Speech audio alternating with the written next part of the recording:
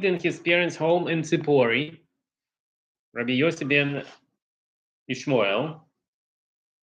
And his parents' home in Tzipori, after his father passed away, he took his place.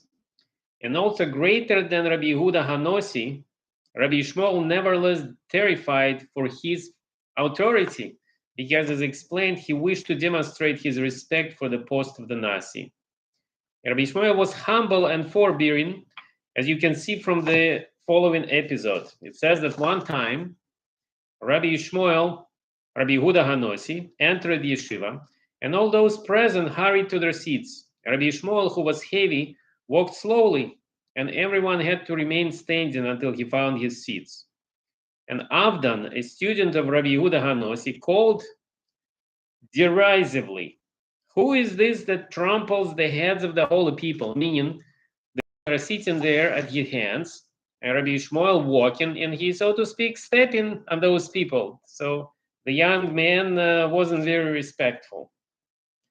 So this is that tramples the heads of the holy people. And Rabbi Ishmael answered, "It is I, Ishmael ben Rabbi Yossi, who has come to learn Torah from the Rebbe." And Avdan again replied, "Are you fit to do so?" Rabbi Ishmael answered, "And was Moses learned to feed from God?" Which is a really good line. "As a result of his gross disrespect, Avdan was severely punished from heaven." So I want to bring something that really excited me when I was learning this Parsha Shmot. And it speaks that when Moshe was given the mission to speak for people and to free the Jews from the Egypt, he didn't want to do it. And one of the things that he brought for his defense, saying that I'm not qualified, he says, "I'm not a man of words, not yesterday, not the day before, not from very first time I spoke to your servant. I'm heavy in mouth and heavy of tongue." If you notice, it's two different categories. One of them heavy of the mouth, and one of the heavy of the tongue. And we know that the heavy of the what? Heavy on tongue. Tongue. Right, tongue and mouth. Mouth And tongue. Close, right? Both. Yes. So, and we know this story. We know the story of the Moshe when he was a young boy and he was sitting in palace on the lap of the Pharaoh. He took his crown from his head and he placed it on his own head. And all the advisors who was there, so Pharaoh and Bilham, he said, "This is the guy, this is the boy that you were looking for. You were drowning little boys trying to find the Redeemer. This is the guy." So Yitro was trying to defend Moshe, and he said, no, he's just little boy. Whatever shines attracts him. And let's do the test. And what test did they do? They put, let's say, a pot full of hot coals, red, would be attractive looking. And they put another pot with jewelry, gold and stones. And Moshe was already reaching for the one with stones, but then, let's say, Angel Gabriel pushed his hand and he touched the burning coal and accidentally he put it in his mouth.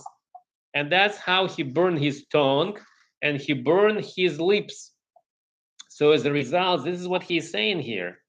I'm heavy of mouth and heavy of tongue. How can I speak with Pharaoh?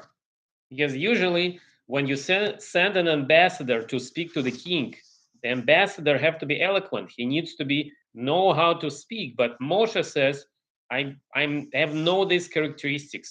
I was out of the country for 40 years. I was in Ethiopia, and then I was in Midian.